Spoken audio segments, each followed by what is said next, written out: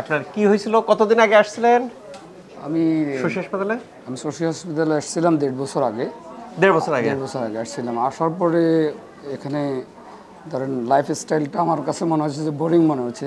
তো এখান থেকে চলে গেছি আমি ইন্ডিয়া চেন্নাইতে চিকিৎসা নিয়েছিলাম। ওরা আমার 3 মাসের একটা ট্রিটমেন্ট দিয়েছিল। ওষুধ দেওয়া খাওয়ার পরেও কোনো ভালো রেজাল্ট আসে নাই।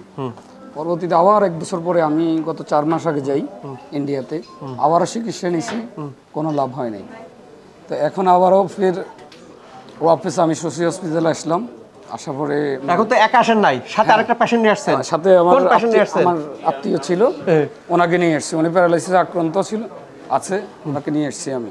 আচ্ছা, আসসালামু আলাইকুম প্রিয় দর্শক। শশী হাসপাতালে এই যে তো ঘটনা ঘটতেছে, যেহেতু বাংলাদেশের মতো শশী হাসপাতালে কি হয়, কোনো কনসালটেন্সি ফি নেওয়া হয় না। অর্থাৎ আমি যে রুগী দেখি, রুগীর কোনো ফি নেই না। সাধারণত আপনি যেখানে যান রুগী দেখলে ফি লাগে। এখানে এমবিবিএস ডক্টর দেখে, আমি দেখি, দেখার পর আবার এমবিবিএস ডক্টর দেখেন, টোটালি জিরো, কোনো ফি নাই। অনেকে আসেন, আসার পরে কি হয়, আমাকে দেখান, দেখানোর পরবর্তী স্টেজে কি দ্বিধাদ্বন্দ্বে পড়েন, কি ট্রিটমেন্ট নেব না, শশী হাসপাতালে আসবো না। এই যে তার দ্বিধাদ্বন্দ্ব, আমি কি তা করতাম, নেব না ট্রিটমেন্ট বা কী করবো, এরকম একটা দ্বিধাদ্বন্দ্বের মধ্যে ভুগি। দ্বিধাদ্বন্দ্বের মধ্যে ভুগের পর বাসায় যাই। বাসায় গেলে কি ঘটে, বাসায় গেলে করে যার সাথে কথা বলি, তোর কিসের শশী হাসপাতাল, বড় ডাক্তার দেখাইছি, বড় ডাক্তার ভালো হয় না, বিদেশ যা, টাকা নাই। আর তোর গরু আছে, গরু বেচছি, শেষ, তাও টাকা শেষ, জমি ব্যাস, বিদেশ যা, ভালো হইতে হবে। কিন্তু ফলাফল কি, অশ্বডিম্ব, জিরো। এরপর ঘুরে আবার শশী হাসপাতালে আসতেছেন। আজকে কিন্তু এরকম প্রচুর রুগী, আজকে আরেকটা রুগী আসছে, সেও কয় স্যার 2 বছর আগে শশী হাসপাতালে আসছিলাম, ট্রিটমেন্ট নেই নাই, আবার ঘুরে আসছি, বিদেশ গেছি, শেষ। এইবার কি আসে, স্যার আমার টাকা পয়সা শেষ, স্যার আমার অর্থ করে নাই, স্যার ট্রিটমেন্ট দিতে হবে। আমার বক্তব্যটা কি, বক্তব্য যে শশী হাসপাতালে কেন, শশী হাসপাতালের দুর্দান্ত রেজাল্ট কেন, এটা তাদের দোষ না, এটা ওনার দোষ না। যে উনি যে শশী হাসপাতালে 1.5 বছর আগে চিকিৎসা নেন না, ওনার দোষ না। কেন, আমাদের দেশে আকুপাঞ্চারটা প্রচলিত না। উনি হয়তো এখানে আমাকে দেখানোর পরে যার কাছে শুনছেন, সে বলে দূর এখানে কোন টিকা, তুই বিদেশ যা। কাজে দ্বিধাদ্বন্দ্ব, দূর কি বলে লাইফস্টাইল, দূর এসব করে ভালো হয়নি, খাইতে হবে ওষুধ।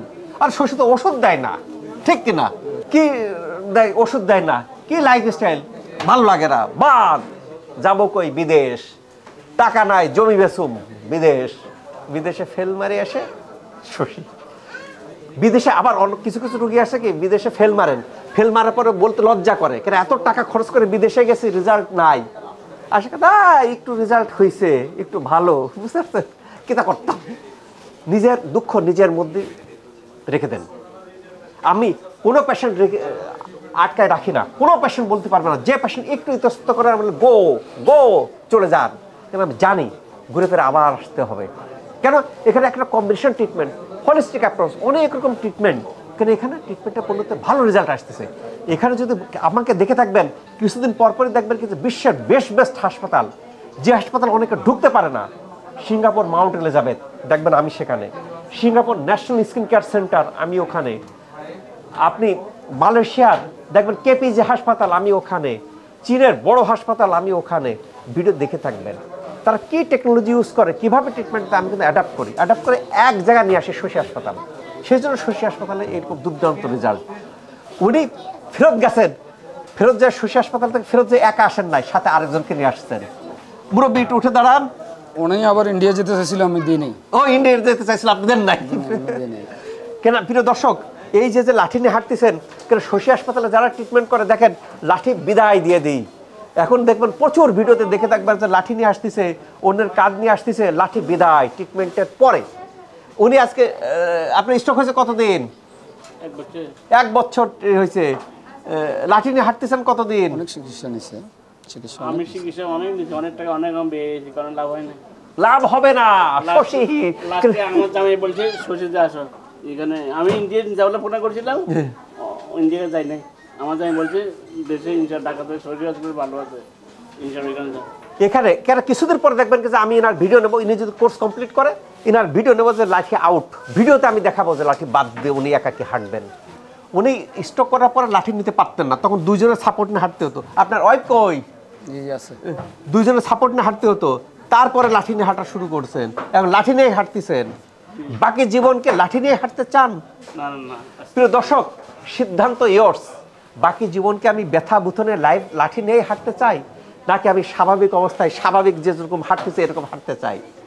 অনেকে চেয়ারে বসে নামাজ পড়েন, সিদ্ধান্ত আপনাকে নিতে হবে। আমি কি বাকি জীবনটা চেয়ারে বসেই নামাজ পড়বো, নাকি সহি তরিকায় সুন্নত তরিকাতে নামাজ পড়বো? সিদ্ধান্ত আপনার। পদ্ধতি আছে, আপনাকে শুধু ফলো করতে হবে। এখানে ঝামেলা আছে, ঝামেলাটাকে একটু দীর্ঘদিন ধরে আসতে হয়। ওষুধের সুবিধা কি, গেলেন ওষুধ নিলেন খাইলেন, এখানে দীর্ঘমেয়াদী ট্রিটমেন্ট নিতে হয়।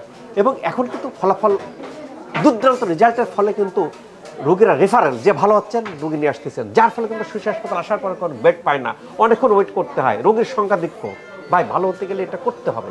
তবে এই যে তো রোগীরা যারা আসেন কম্বিনেশন ট্রিটমেন্ট নেন, আল্লাহ রহমতে দেখবেন যে সবাই সুস্থ হয়ে যাবেন, ভালো হয়ে যাবেন। আল্লাহ তাআলা আমাদের সবাইকে ভালো রাখুক, সুস্থ রাখুক, এই প্রত্যাশায় আমি ডক্টর শহীদুল ইসলাম। আর নয় বিদেশ শশী নাকি? হ্যাঁ।